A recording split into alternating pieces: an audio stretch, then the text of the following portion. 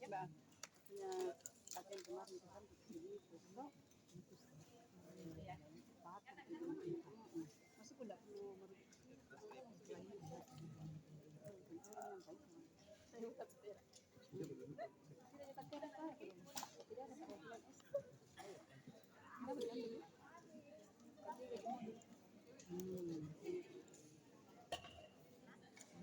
Bismillahirrahmanirrahim. Assalamualaikum warahmatullahi wabarakatuh. Terima kasih atas kesempatan yang diberikan kepada saya. Nah, pada kesempatan ini saya akan berbagi tentang materi yang saya dapatkan selama pendidikan guru bergerak ini, yang terkait pada modul 1 tentang paradigma dan visi guru bergerak. Bapak Ibu hadirin yang saya hormati, pada modul 1 ini terbagi menjadi 4 modul. Yang pertama itu tentang refleksi pendidikan nasional Ki Hajar Dewantara. Yang kedua tentang nilai-nilai dan peran guru bergerak. Yang ketiga adalah visi guru bergerak. Dan yang keempat adalah budaya positif. Bapak Ibu yang saya hormati, selanjutnya saya akan membahas materi yang ada pada modul 1.1 tentang refleksi pendidikan nasional Ki Hajar Dewantara, di mana pada modul 1.1 ini kami diberi pemahaman tentang dasar-dasar pendidikan Ki Hajar Dewantara yang terdiri dari menuntun sesuai kodrat alam dan kodrat zamannya, di mana kodrat alam adalah menuntun anak sesuai bakat dan minat serta kebutuhan anak. Kodrat zaman adalah di mana kita menuntun anak sesuai dengan perkembangan zaman.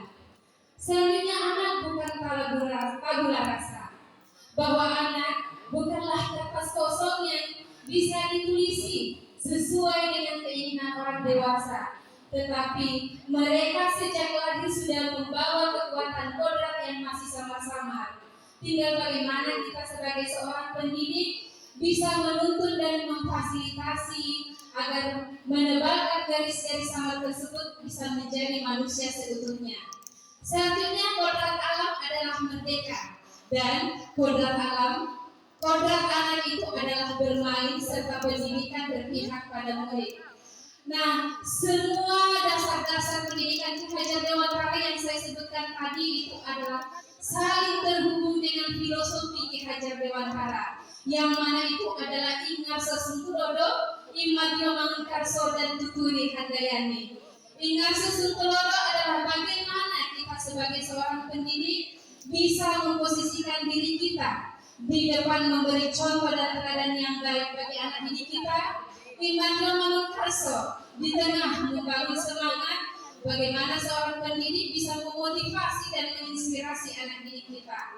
Tuturi Handayani di belakang memberi dorongan bagaimana seorang pendidik bisa merancang pembelajaran sehingga anak bisa bereksplorasi sesuai dengan ide-ide mereka. Nah, ketiga filosofi ini adalah saling terkait untuk mencapai anak yang selamat dan bahagia sebagai manusia dan anggota masyarakat. Baiklah Bapak Ibu yang saya hormati, di sini bisa kita lihat bersama-sama contoh penerapan yang saya lakukan di TK Pembina dengan pemikiran Ki Hajar Dewantara. Bagaimana saya merancang pembelajaran yang menarik dan menyenangkan agar menjadi bermakna. Selanjutnya, Bapak Ibu yang saya hormati, selanjutnya pada modul 1.2 tentang nilai-nilai dan peran guru penggerak. Seorang calon guru penggerak kami dibekali bagaimana kami bisa tergerak, bergerak, dan menggerakkan. Inilah 3 poin besar ini yang harus kami pahami, yang harus kami tumbuhkan dalam diri kami. Nah, untuk bisa tergerak, bergerak, dan menggerakkan, kami perlu memahami profil pelajar Pancasila, yaitu beriman dan bertakwa kepada Tuhan Yang Maha Esa dan berakhlak mulia, bernalar kritis, bergotong royong, berkebinekaan global, kreatif, dan mandiri. Kami juga seorang guru penggerak perlu memahami model kompetensi guru penggerak, yaitu pengembangan diri dan orang lain, kepemimpinan pembelajaran, kepemimpinan manajemen sekolah, dan kepemimpinan pengembangan sekolah. Kami secara calon guru penggerak agar bisa tergerak, bergerak, dan menggerakkan profil pelajar Pancasila dan model kompetensi guru penggerak tidaklah cukup bagi kami.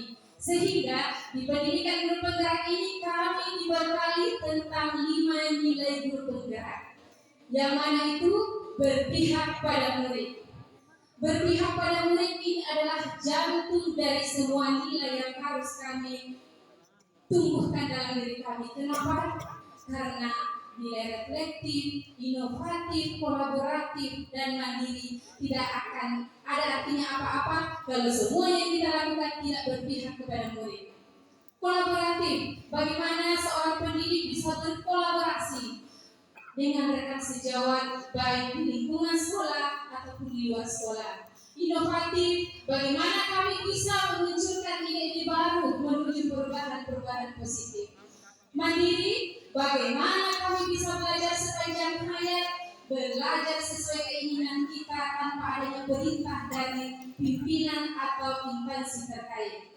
Reflektif, bagaimana kami melakukan evaluasi diri agar bisa melihat apa kelebihan kami, apa kekurangan kami, dan apa yang perlu kami kembangkan ke depannya.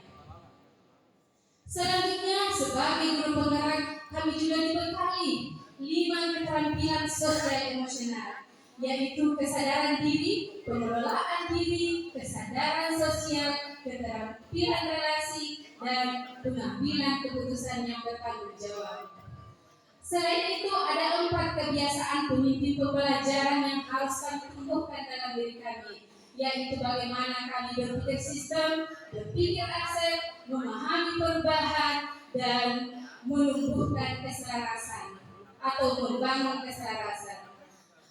Bapak Ibu yang saya hormati, di sini saya akan tampilkan peran kami sebagai guru penggerak, yaitu yang pertama sebagai pemimpin pembelajaran, yang kedua coach bagi guru lain, kemudian pendorong kolaborasi, mewujudkan kepemimpinan murid, dan pendorong komunitas praktisi. Bapak Ibu, di sini kita bisa melihat contoh penerapan nilai penggerak, contoh penerapan nilai guru penggerak yang sudah saya lakukan di TK Pembina Benteng selama saya mengikuti pendidikan guru penggerak ini. Kemudian bisa kita juga lihat bersama contoh penerapan sebagai peran guru penggerak selama saya mengikuti pendidikan guru penggerak ini. Bapak Ibu yang saya hormati, selanjutnya adalah visi guru penggerak.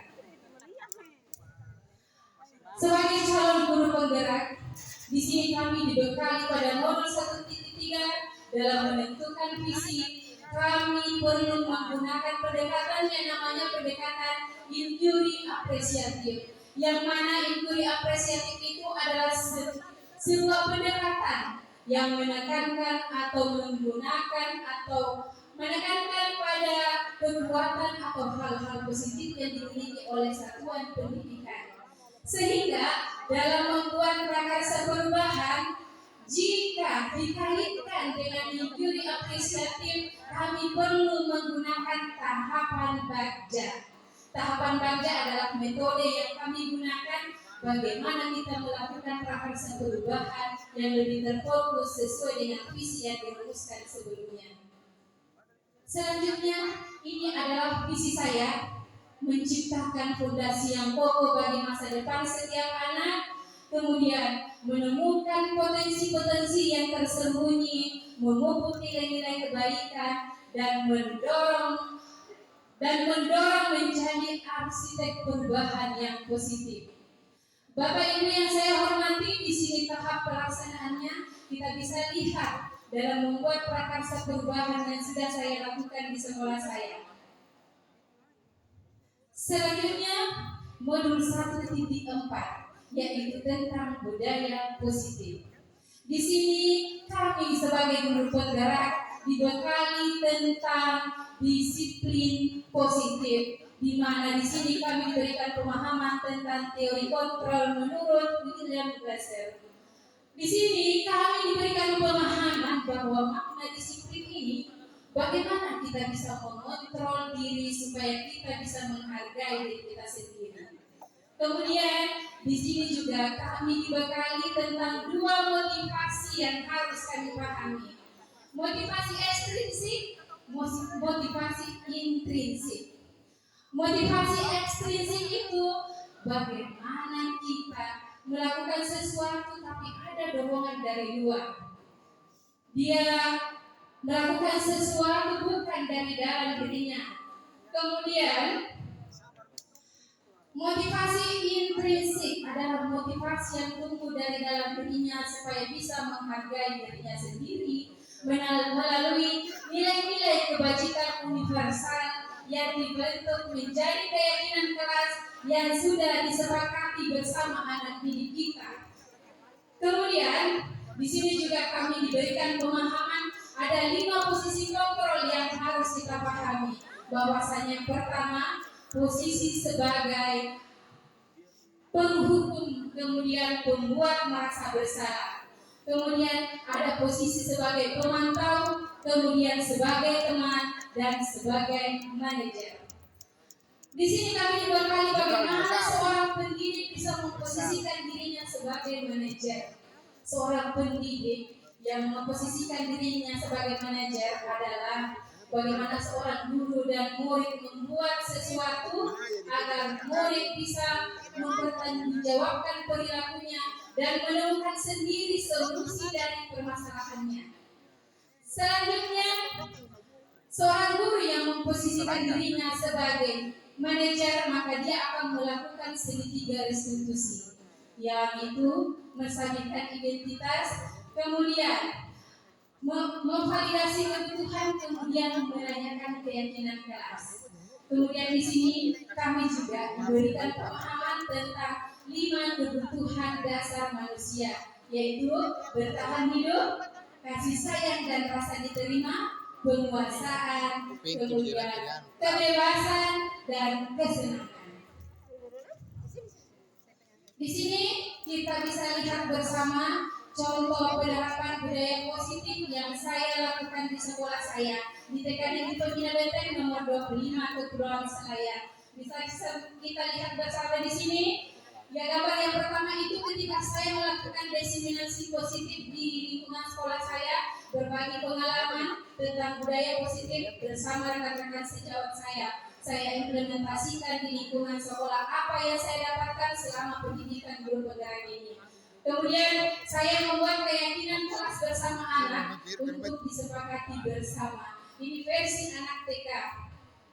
Kemudian ini gambar ketiga adalah budaya-budaya positif atau salah satu budaya positif yang saya lakukan, di mana setiap pagi anak-anak itu antri mencium tangan ibu guru sebelum masuk di kelas. Dan ada juga salah satu contoh anak-anak diarahkan untuk menerapkan budaya positif, membuang sampah di tempat sampah.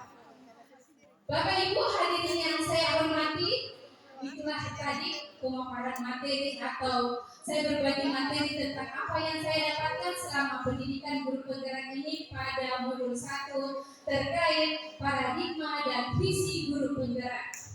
Semoga apa yang saya sampaikan bisa bermanfaat bagi kita semua, terutama bermanfaat bagi diri saya pribadi. Sekian dan terima kasih. Salam guru penggerak. Bergerak, bergerak, menggerakkan. Wassalamualaikum warahmatullahi wabarakatuh.